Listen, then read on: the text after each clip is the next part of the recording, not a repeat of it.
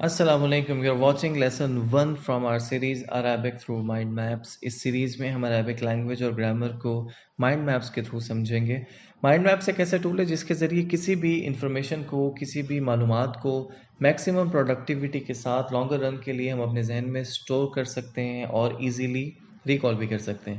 اور اس سیریز میں ہر سیشن میں ہم عربی زبان کی گرامر کا کوئی ایک قاعدہ، کوئی ایک پرنسپل، کوئی ایک قانون مائنڈ میپ کے تھرو ڈرا کر کے انڈرسٹینڈ کریں گے. So let start with the basic concept. کسی بھی لینگویج کے اندر موجود ذخیرہ الفاظ کو اگر ہم ڈیوائڈ کریں، کیٹیگرائز کریں، اگر ہم اس کی گروپنگ کریں تو ان کو ہم پارٹس آف اسپیچ کہتے ہیں. جیسے بچپن میں انگلش میں ہم نے پارٹس آف اسپیچ پڑھے تھے، ناؤن، پروناؤن، ورب، ایڈجیکٹیوز، پریپوزیشنز وغیرہ. تقریباً 8 پارٹس آف اسپیچ ہیں جو کہ انگلش میں بنتے ہیں. سو کسی بھی لینگویج میں موجود جو ذخیرہ الفاظ ہوتے ہیں ان کو اگر ہم گروپس میں ڈیوائڈ کریں تو اس کو پارٹس آف اسپیچ کہا جاتا ہے. جیسے انگلش میں پوری انگریزی زبان جو ہے وہ 8 گروپس میں ڈیوائیڈڈ ہے.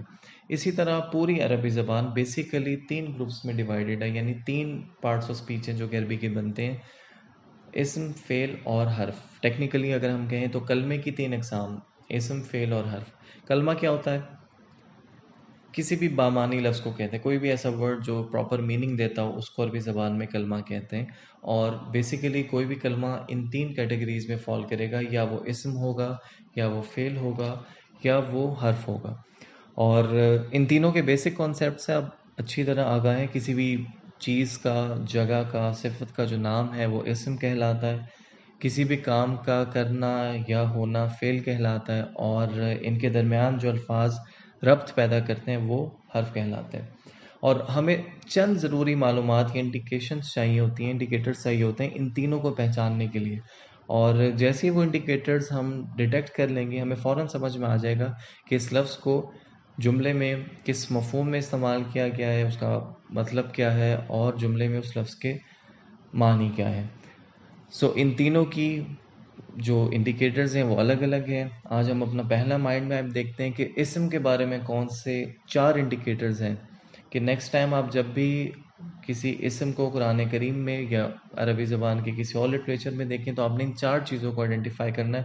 اور جیسے ہی 4 چیزیں آپ کی سمجھ میں آ گئیں آپ کو جملے میں اسم کی پوزیشن مکمل کلیئر ہو جائے گی.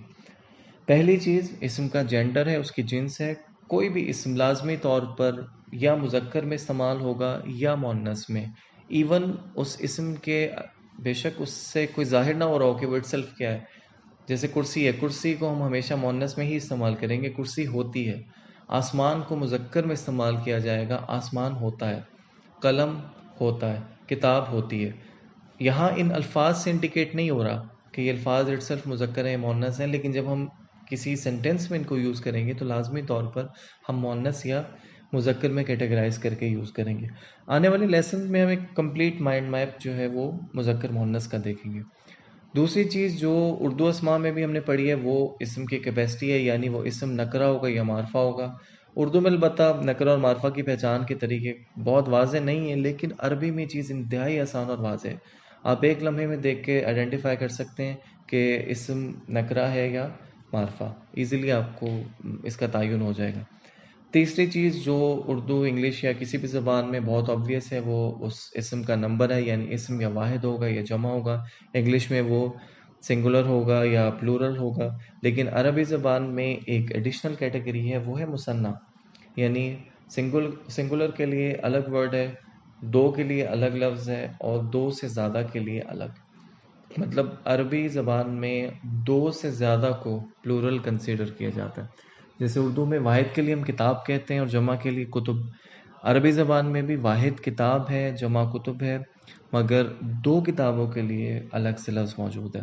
اس کو بھی ہم ایک کمپلیٹ میپ میں ڈسکس کریں گے. ابھی جسٹ ہم ایک اشارہ کر رہے ہیں کہ یہ چیزیں اسم میں ہوتی ہیں. اور لاسٹ موسٹ امپورٹنٹ چیز جو اسم کے انڈیکیٹرز میں سے ہم نے دیکھنی ہے وہ اس کا اعراب ہے. یہاں ایک کنفیوژن جو پیدا ہو سکتی ہے وہ یہ کہ اعراب سے مراد شاید زیر زبر پیش ہے، جبکہ ایسا نہیں ہے، جو کہ ہم نے بچپن میں پڑھا تھا کہ اعراب زیر زبر پیش کو کہتے ہیں. زیر زبر پیش جو ہیں وہ صرف عربی الفاظ کی موومنٹ کو شو کرنے کے لیے لگائے جاتے ہیں، ان کو ہم حرکات کہتے ہیں. اعراب جو ہے وہ کچھ اور ہیں، اور حرکات تو جیسے پورے ورڈ پہ ظاہر ہوتی ہیں، لیکن جو اعراب ہوتے ہیں وہ صرف ورڈ کے لاسٹ پہ شو ہوتے ہیں.